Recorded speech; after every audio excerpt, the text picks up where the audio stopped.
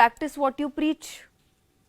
पहले तो काम मुझे करना पड़ेगा ना, तब जाके मैं किसी और को बोलूंगी कि नहीं आप डरिए मत, अब आवाज उठाइए। क्या आपने ऐसा किया? नहीं किया। नमस्कार दोस्तों, आज बात करेंगे इंडिया की सबसे उभरता हुआ एक बिजनेस वुमन की। Yes, one of the most promising and one of the most rising business women in India, जिन्होंने एक कला को बिजनेस की ऊंचाई तक ले जाने में कामयाबी हासिल कर लिया है।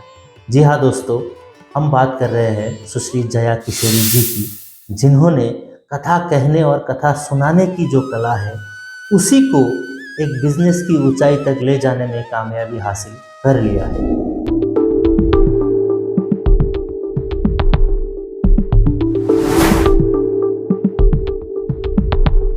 आप कथावाचक से एक बिजनेस वूमन बन गई।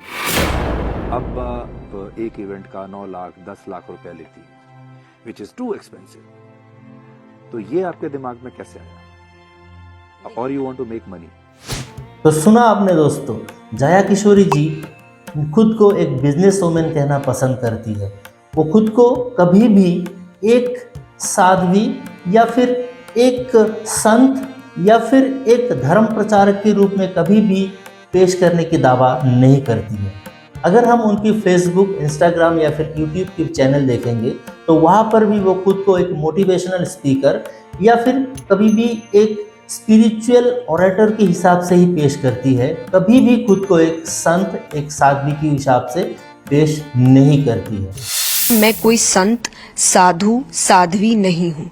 एक कथा का कितना पारिश्रमिक होता है? देखिए, मैं आपको यहाँ तो नहीं बताऊंगी, पर मैं ये जरूर सबसे कहती हूँ कि जो भी बुकिंग नंबर्स है जो ओपनली दिए गए हैं वेबसाइट वगैरह में है, अच्छा, आप कॉल करिए, वो आपको पहले वाक्य में ही बता देंगे। वो किसी से छुपा नहीं है और उसमें कोई भी ऐसी बात नहीं कि आधा ऐसे आप वहां जाके इधर आने के बाद नहीं, भाई जो है वो है। तो मैंने ये बात है कि ओपनली हाँ जो सच है वो है। बाकी मैं अपना काम कर रही हूँ, अपना टैक्स पे कर रही हूँ, जिनको जानना चाहिए वो गवर्नमेंट को सब जानकारी है। बाकी को जो करा रहे हैं उनको जानकारी होनी चाहिए। बाकियों को सिर्फ अगर ये है कि कैसे क्या, तो वो मसाला तो आपकी मेहनत की कमाई है भाई। वो हर किसी को नहीं समझ आती। जैसे कि हर कोई काम करता है, कोई डॉक्टर है तो कोई इंजीनियर है, कोई टीचर है तो कोई ड्राइवर है, कोई हल चलाता है तो कोई दूसरा काम करता होगा। वैसे ही कोई बिजनेसमैन भी है। तो जया किशोरी जी की ये जो कथा कहने की, कथा सुनाने की जो काम वो करती है, वो सिर्फ एक काम है, वो उनका एक बिजनेस है। ये वो खुद कहती है। जहाँ पर संत या फिर साध्वी होने की या फिर धर्म प्रचार करने की कोई बात वो स्वीकार नहीं करती है। वो कोई धर्म प्रचार नहीं कर रही है, ना ही वो कोई साध्वी है, ना ही वो कोई संत है। ये वो खुद स्वीकार कर रही है कि वो कोई साध्वी नहीं है, वो कोई संत नहीं है, वो कोई धर्म प्रचार नहीं कर रहा है, वो सिर्फ अपना काम कर रही है। और एक कथा की वो कितना पैसा लेंगी ये उनका वेबसाइट में पूरा फिक्स है। यहाँ पर कोई भी बार्गेनिंग नहीं चलता है, जो है सो है, क्योंकि वो टैक्स भी देती है। तो अगर आपको जानना है कि जया किशोरी जी अपना एक कथा में कितना चार्ज करती है तो आपको सरकार की वहाँ पर RTI लगा के वो जानकारी आपको मिल सकता है। नहीं, मुझे फोन्स का बहुत शौक है। अच्छा, हाँ जी, पर मुझे हर नए मतलब जो नया निकलेगा मुझे चाहिए। अब जाहिर सी बात है, वो ज़्यादा पैसा कमाती है तो उनकी बहुत ज़्यादा बड़े बड़े शौक भी हैं। वो हर बार आईफोन लेती है, ठीक है, नया आईफोन आती है तो उनको वो चाहिए होता है। अगर नया कार पसंद हो गया, वो कार वो लेती है, तो उसमें हमें क्या करना है? जो भी अभी इंटरनेट पे जया किशोरी जी को जो ट्रोल कर रहे हैं, मैं उनको कहना चाहता हूँ कि भाई आप लोगों को या फिर हमें जया किशोरी जी को ट्रोल करने की कोई हक नहीं बनता है, क्योंकि ये उनका खुद का पैसा है। वो खुद कमाती है, खुद बिजनेस करती है और उस बिजनेस से जो पैसा उनका अर्निंग होता है वहाँ से वो टैक्स भी देती है और उसके बाद जो रहता है वो उनका खुद का पैसा हुआ।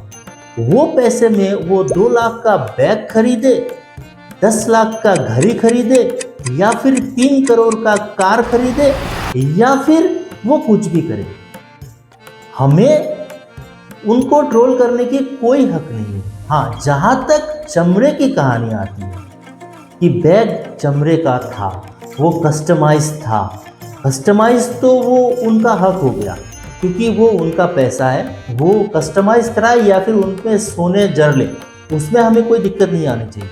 हाँ, जहाँ तक बात आती है चमड़े की, तो यहाँ पर मैं एक चीज़ ध्यान से सुने, मैं कहना चाहता हूँ कि वो कहीं से भी संत नहीं है, वो खुद को संत नहीं मानती है, वो खुद को साध्वी नहीं मानती है, वो खुद को धर्म प्रचारक नहीं कहती है। अगर वो नहीं कहती है, तुम मान रहे हो कि वो संत है, इसमें उनकी क्या गलती है भाई? उन्होंने कुछ बोला था क्या? तुम मेरे प्रोग्राम बुकिंग करो, तुम मेरे सुनो, या फिर तुम मुझे 10 लाख 20 लाख में बुकिंग कराओ? उन्होंने तो किसी को नहीं बोला।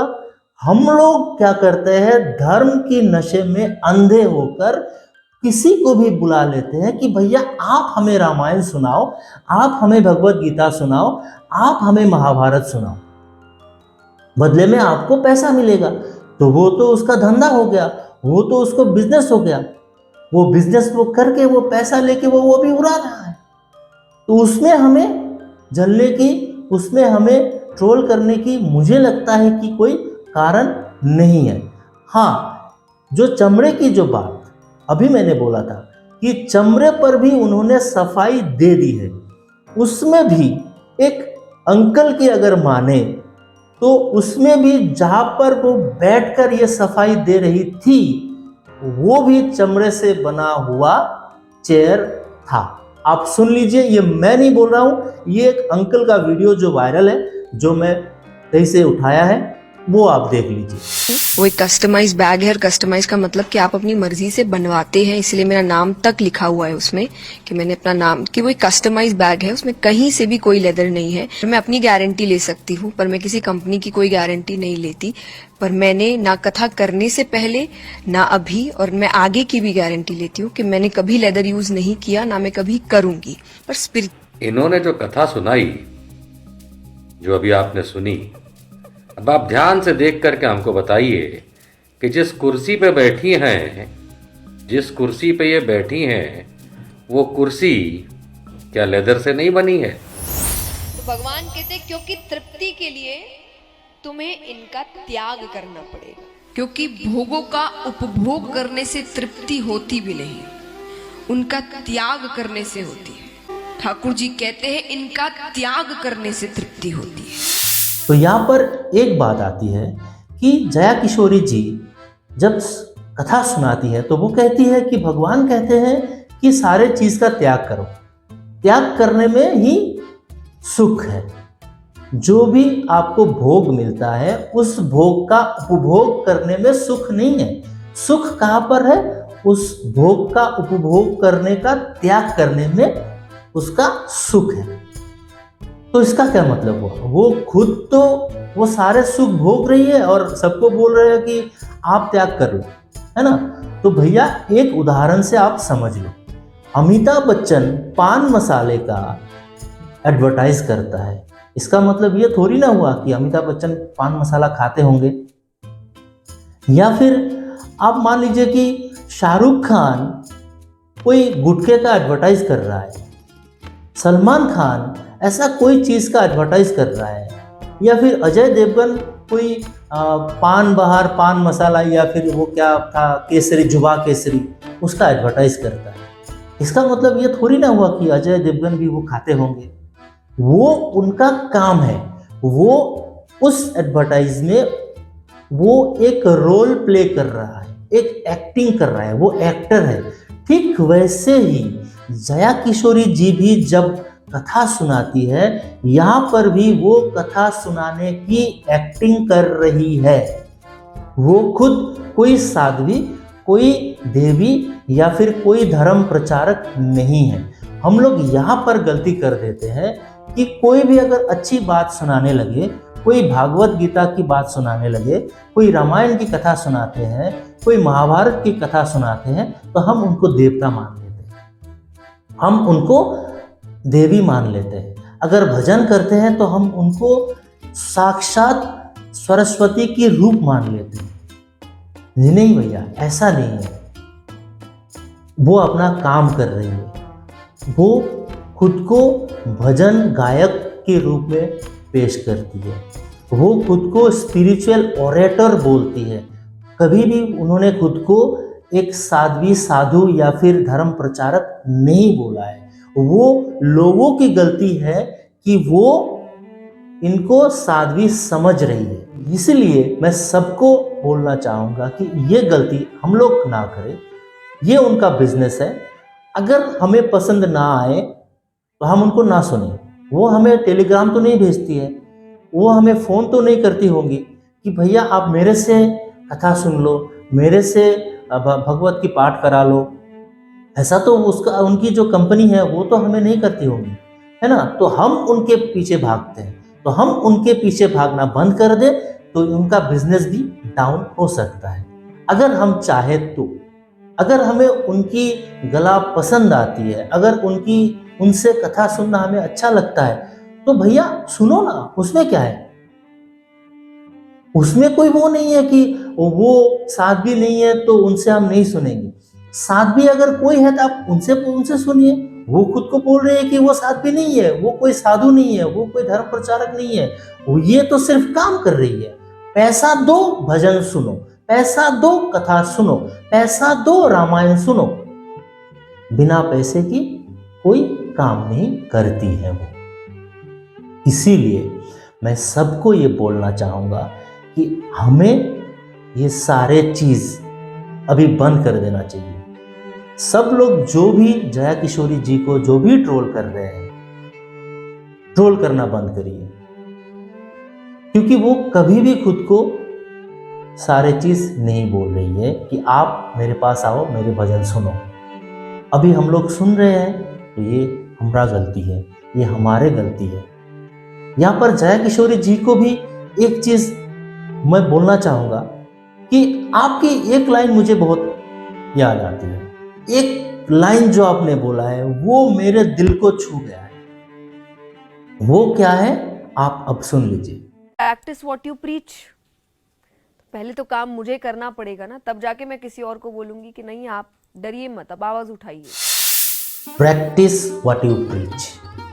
आप जो बोलते हैं, जो लोगों को सिखाते हैं, वो आप खुद प्रैक्टिस करिए। ये मैं आपसे अनुरोध करके, आपसे नमन करके, मैं आपसे हाथ जोड़ करके मैं ये अनुरोध करना चाहूँगा, ये रिक्वेस्ट करना चाहूँगा कि आप जो काम करती है, जो दूसरों को आप ज्ञान देती है, जो दूसरे को आप सिखाती हैं, वो आप खुद भी प्रैक्टिस करिए। ये मैंने नहीं कहा है, ये मेरा वाक्य नहीं है, आपने ही कहीं पर बोला है कि प्रैक्टिस व्हाट यू प्रीच। तो आप जो दूसरे को सिखाती हैं वो आप खुद भी प्रैक्टिस करें। ये अनुरोध, ये रिक्वेस्ट मैं आखिर में करके आज के इस वीडियो पे यहीं पर विदा मांगूंगा। आशा करता हूँ आज की वीडियो आपको अच्छा लगा होगा और जया किशोरी जी को आप लोग ट्रोल करना बंद कर देंगे। इसी के साथ ही विदा लेता हूँ। सब लोग खुश रहिए और आबाद रहिए। नमस्कार।